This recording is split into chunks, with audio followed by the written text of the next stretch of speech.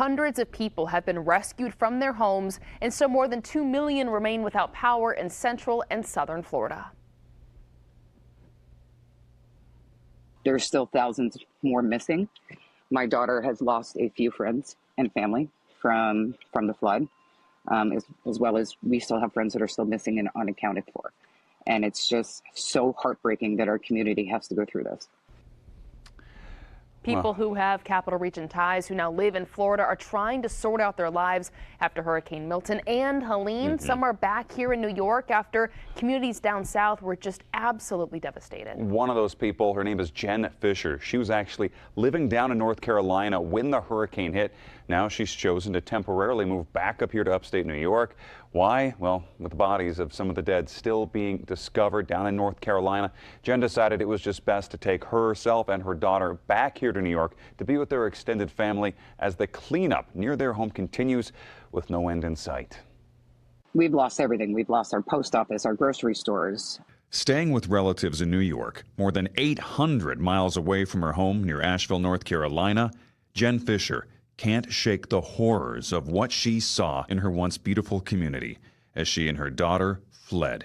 I've seen houses just wash away 20 miles down the river. I've seen children, men and women hanging in trees because the water levels were so high from the rivers, and they're still searching.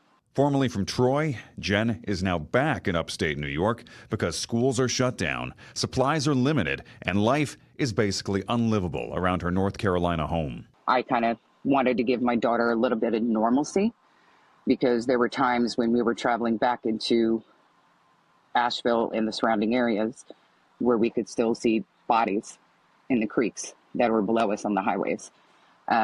It's not something that she should have to see. There's still thousands more missing.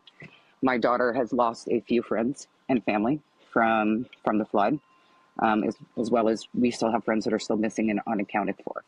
And it's just so heartbreaking that our community has to go through this. Jen and her North Carolina friends and family all lived near a small river east of Asheville. The extreme rain from what was Hurricane Helene turned that quiet river into a monster. Usually at its widest point, it could range between 25, 30 feet across. When Helene officially hit and all the waters came down from the mountain, that river itself was at least 1.5 miles wide at its widest point. As difficult as it is, Jen says she is continuing to make trips to North Carolina to help as best as she can. I have been back multiple times to bring supplies to our friends and neighbors who don't have the means to get out and take care of their family the way that they would like to.